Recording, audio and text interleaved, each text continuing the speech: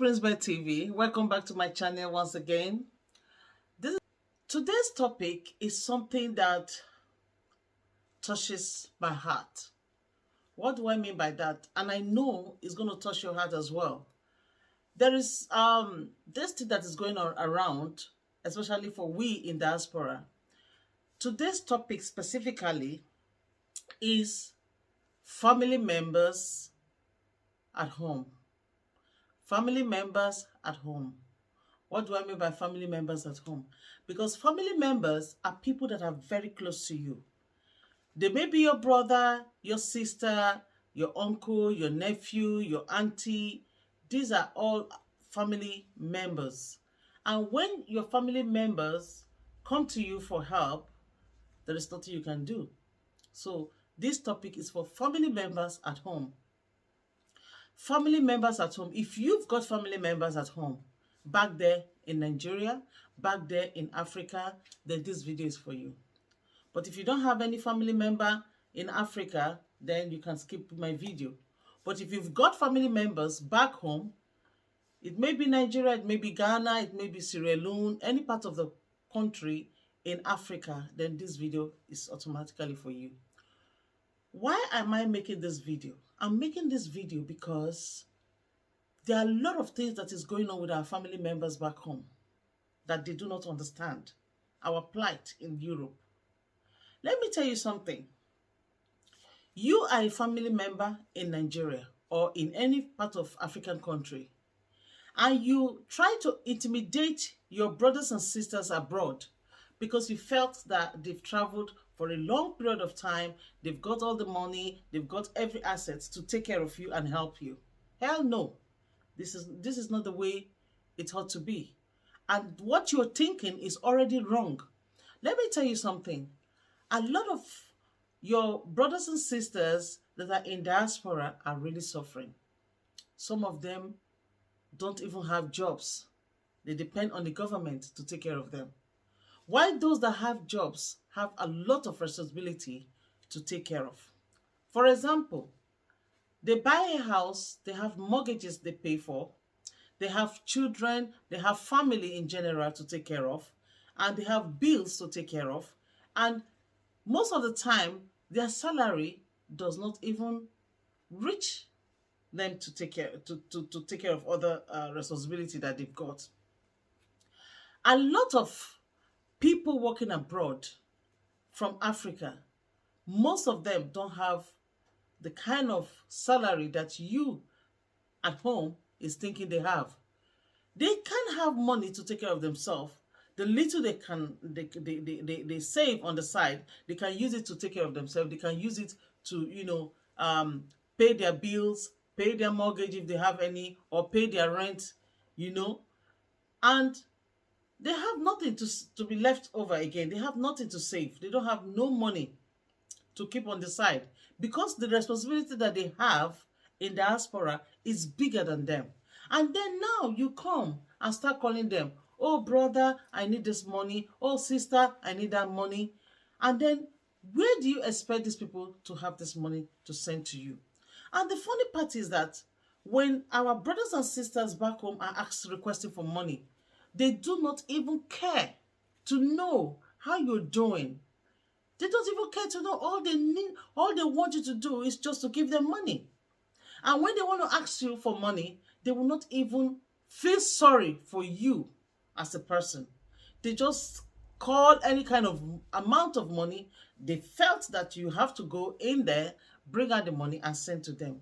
I feel this is very bad. I feel this is wickedness, because sometimes most of us in diaspora want to reach out to our brothers and sisters, want to reach out to our uncles and aunties and all the rest of them to know how they are doing and how they are faring.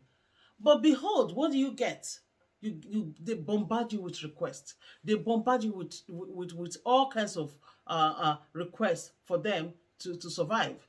You understand? And then you look at yourself. How much do you have to send to them? You cannot even take care of yourself in the first place. You are still struggling. Despite the fact you have lived abroad, you're still struggling. You are taking care of things. You're taking care of your bills there and there. Nobody knows what you're going through. And then they expect you to give them whatever they demand from you. I feel this is very bad, and I feel this is not okay. I mean, if you have any brothers and sisters abroad, especially for you that are living in Africa, if you have any family member abroad, try to understand the level at which they are before you start requesting for money. Try to understand the situation they are before you start requesting for money. But if you assume that because they are abroad, they have everything, my dear, you're doing yourself a very big harm. Because at the end of the day, they're going to block you. At the end of the day, they're going to run away from you. At the end of the day, you're not going to have any contact with them no more. I mean, what is all this? Why? Just the way you're suffering in Nigeria or the way you're suffering in Africa, the same way most of them are suffering in diaspora. But the only difference is that they have light, they have electricity, they have food in their fridge. You understand?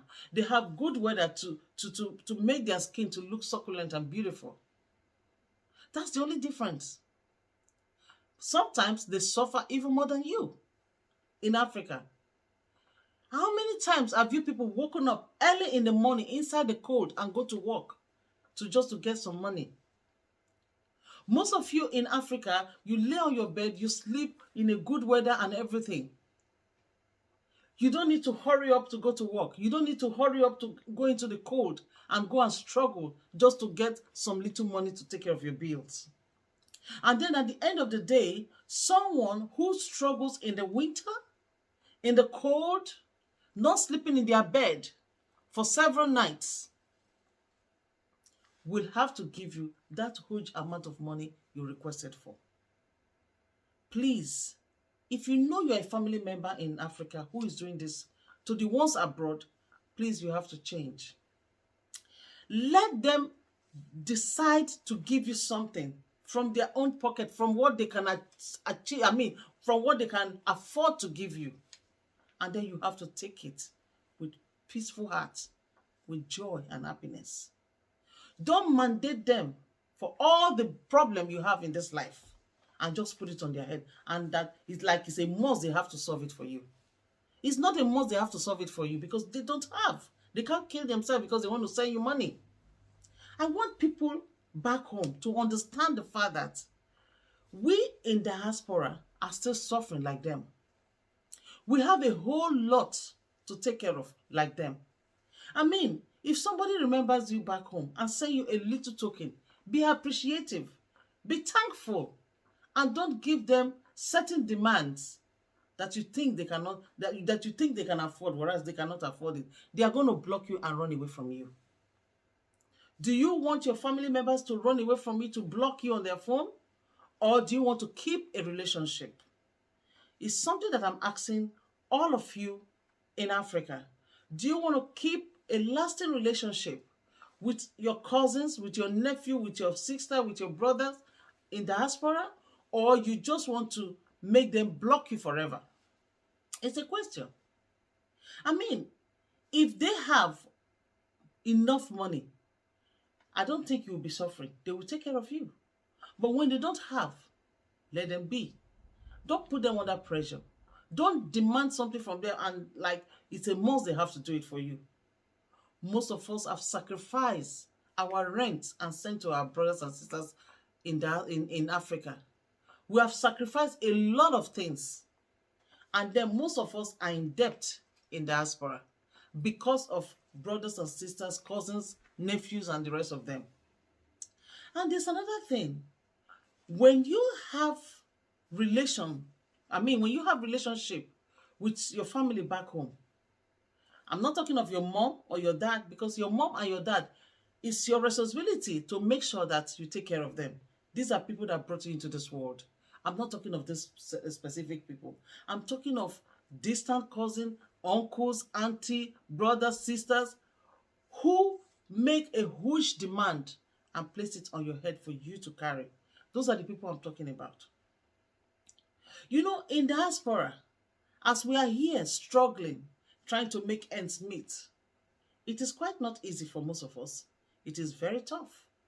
But we smile And we are happy, we are grateful, at least that we are better off than, being in Africa in the first place. And we feel so sorry for you guys in Africa, because we know that a lot of you are going through a lot of stress. A lot of you are going through financial difficulty.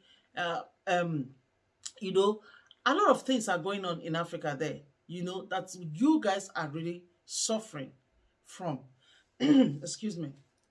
But that's not the criteria of the issue right now.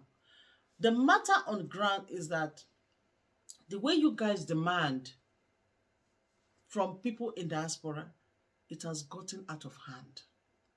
Do you know, in a family, you could see one person who is in abroad, who is in diaspora, millions of family members will be writing and requesting for financial aid. How do you solve this problem? Uncle A is asking you for money. Auntie B is asking for money. Cousin, nephew, brothers, sisters, everybody is demanding something from you. How do you solve that problem?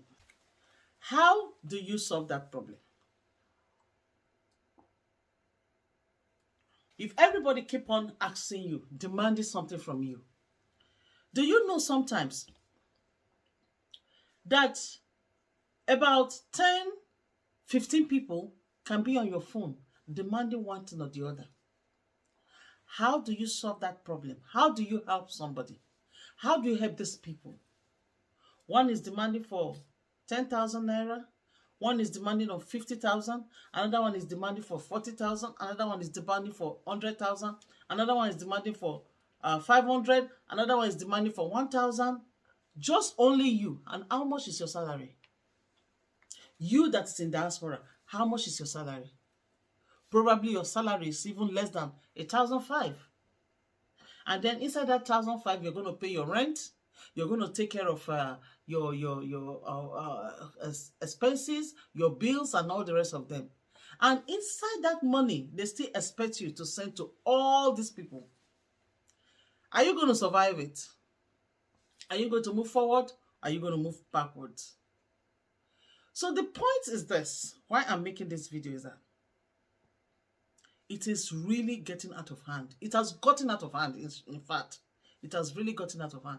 That so many people are telling me, please talk about this issue. Talk about this issue. Our family members are weighing us down. Our family members are giving us stress. Our family members are disturbing our life. That when they demand and we cannot afford to give them, we begin to worry. We begin to put ourselves in a very serious jeopardy.